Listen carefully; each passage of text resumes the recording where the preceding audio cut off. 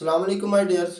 आज का जो हमारा टॉपिक है वो first year class chapter number 7 का लेक्चर नंबर 2 हम लोग डिलीवर करने जा रहे हैं। इससे पहले जो लेक्चर नंबर 1 था वो एक्सरसाइज 7.1 कंप्लीट की थी और इसके साथ ही हमने फैक्टोरियल को समझा था कि फैक्टोरियल क्या होता है और उसके थोड़े से बेसिक जो कंसेप्ट थे थ्योरम फैक्टोरियल के रिलेटेड। अब हम जा रहे हैं फंडामेंटल प्रिंसिपल ऑफ काउंटिंग की जानब कि फंडामेंटल प्रिंसिपल ऑफ काउंटिंग क्या है।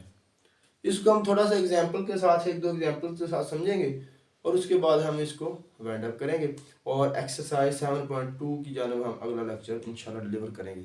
और आपसे रिक्वेस्ट ये है कि आपने अगर अभी तक हमारा चैनल सब्सक्राइब नहीं किया तो लाजमी तौर पर सब्सक्राइब कीजिए और बेल आइकन पे क्लिक कर लें ताकि हर नई आने वाली एजुकेशनल जो वीडियो है आपको ऑन द टाइम मिल सके। अब इसकी स्टेटमेंट क्या है और ये बड़ा इंपॉर्टेंट है। अब चैप्टर नंबर 7 के अंदर या ये जो प्रोबेबिलिटी कॉम्बिनेशन परमुटेशन है इसको समझने के लिए इसका आपको समझना जरूरी है। तो इम्पोर्टेंट है।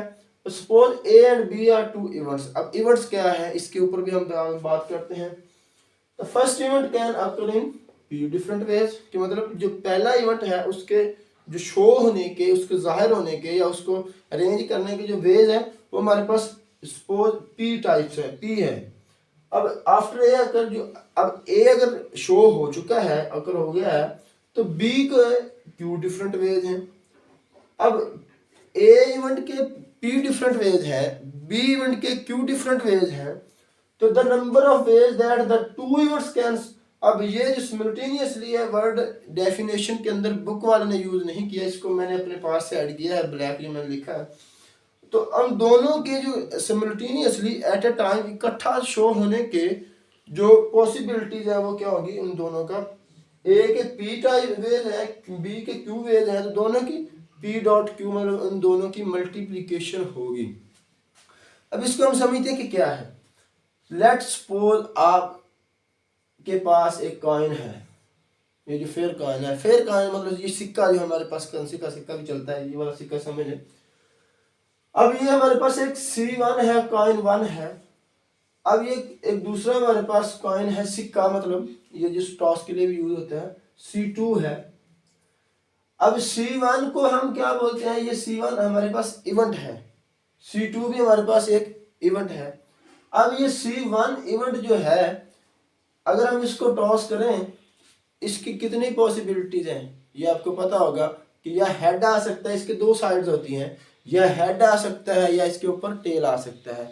सिमिलरली C2 भी एक फेयर कॉइन है। फेयर कॉइन का मतलब होता है कि बिल्कुल मतलब इक्वल है, एक्यूरेट है, ये नहीं कि एक चीज़ लेस इंपॉर्टेंट है और एक साइड ज़्यादा इंपॉर्टेंट है, मतलब एक साइड और है एक साइड के वेट के लिहाज से हम इसको टॉस करेंगे वो एक साइड ही आएगी। मतलब इसके अंदर कोई ये समझ लें कि इलीगल चीज़ नहीं है कि अब इसके अंदर हम ये टॉस करें और अपनी मर्जी से इसको हम लोग ड्रॉप कर सकें, ये हेड आए या इसके ऊपर टेल आए। ठीक है। अब मतलब जब हमने इसको टॉस किया, इसको उछाला, इसको फेंका, तो फिर हमारी ये जो है ना प्रो से बाहर है, फिर इसकी फिर है इसको इसके दो शो होने के चांसेस है वो इक्वल हैं।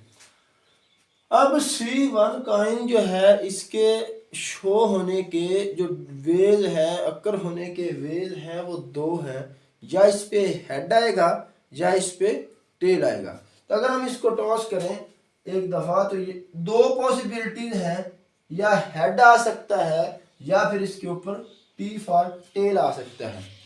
अब सिमिलरली जो C2 कॉइन है हमारे पास इसकी जो पॉसिबिलिटीज हैं इसके ऊपर भी या फिर हेड आ सकता है और या फिर इसके ऊपर टेल आ सकता है। अब ये बात है कि हम इसको अलग से टॉस करें, इसकी हम लोग अलग से टॉस करें तो फिर ये पॉसिबिलिटी है कि अब इसको छोड़ दें एक दफ़ा C2 को, C1 के ऊपर आए कि हम इसको टॉस करें तो इसके ऊपर दो ही पॉसिबिलिटीज हैं, इसके शो होने के दो ही वेज हैं, या तो हेड आएगा या फिर टेल आएगा। अब इसको छोड़ दें इसके ऊपर चलें तो इसको अगर टॉस करें तो इसके भी दो ही वेज हैं, या हेड आएगा या फिर टेल आएगा। अब ये तो बात है कि इनको हम लोग सेपरेट सेपरेट है मतलब टॉस करें। अब थ्योरम क्या कहता है कि अगर ए के पी वेज हैं बी के क्यू वेज हैं तो इनको इकट्ठा मतलब शो होने के कितने वेज हैं, मतलब कि हम इन दोनों जो सिक्के हैं हमारे पास, जो दोनों कॉइन हैं, इनको हम एट ए टाइम टॉस करें तो इनके ऊपर कितनी पॉसिबिलिटीज आने की, तो वो तो मतलब जो ए की पॉसिबिलिटीज हैं और जो बी की पॉसिबिलिटीज हैं ये क्यू, अब जो इकट्ठा टॉस करेंगे तो इनकी जो वेज हैं, इनके शो होने के जो चांसेस हैं वो होंगे पी डॉट क्यू, मतलब इन दोनों का जो अलग अलग होने के शो होने के चांसेस हैं उन दोनों का मल्टीप्लिकेशन हमारे पास इसमें शो होगा। मतलब अगर हम इनको इकट्ठा टॉस करते हैं एट ए टाइम तो क्या आ सकता है, या पहले पे हेड आ जाएगा दूसरे पे भी हेड आ जाएगा, अब या फिर पहले पे हेड आ जाएगा और दूसरे पे टेल आ जाएगा, अब या फिर पहले पे टेल आ जाएगा दूसरे पे हेड आ जाएगा, या फिर पहले पे भी टेल आ जाएगा और दूसरे पर भी टेल आ जाएगा। मतलब हम इकट्ठा टॉस करेंगे, C1 को भी फेंका C2 को भी फेंका तो पहले पे हेड आ जाए दूसरे पे भी हेड आ जाए, है पॉसिबिलिटी है हमारे पास। अब या फिर पहले पे हेड आ जाए दूसरे पे टेल आ जाए, या फिर पहले पे टेल आ जाए दूसरे पे हेड आ जाए, और या फिर दोनों के ऊपर ही टेल आ जाए। दोनों पे हेड आ सकता है, दोनों पे टेल आ सकता है एट ए टाइम फेंकने पे, पहले पे हेड दूसरे पे टेल, पहले पे टेल दूसरे पे हेड आ सकता है। तो ये 4 पॉसिबिलिटीज हैं। अब गौर से देखें, इसके शो होने की टोटल पॉसिबिलिटीज कितनी थी, 2 थी। अब इसके शो होने की टोटल पॉसिबिलिटीज कितनी है, इसकी भी 2 है। अब इन दोनों की इकट्ठी शो होने की पॉसिबिलिटीज क्या है, हमारे पास 4 है, जो कि 2 मल्टीप्लाई बाय 2। अब ये 2 आप ये वाला समझ लें और ये 2 आप ये वाला समझ लें, तो ये है इसकी टोटल पॉसिबिलिटी शो होने की। समझ गए।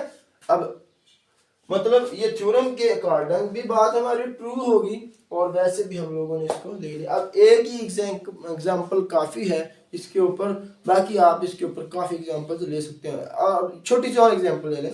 लेट्स सपोज हमारे पास 2 बॉयज़ हैं, एक B1 है और एक हमारे पास B2 है, ठीक है।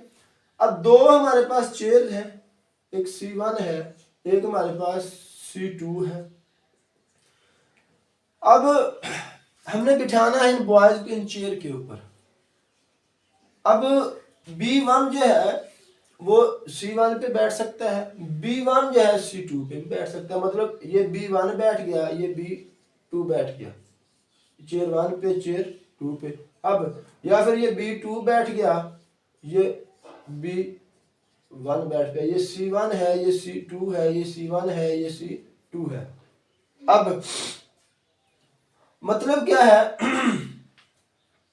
ये वैसे एग्जांपल नहीं, ठीक है। तो अब हमारे लिए एक एग्जांपल काफ़ी है, इसके थ्रू ही हम लोग इसको समझने की कोशिश करें। तो इसके बाद हम चलते हैं अपने एक्सरसाइज 7.2 के ऊपर अगले लेक्चर के अंदर। आपसे रिक्वेस्ट यही है कि अगर चैनल को सब्सक्राइब नहीं किया तो लाजमी तौर पर चैनल को सब्सक्राइब कीजिए। अल्लाह हाफिज़।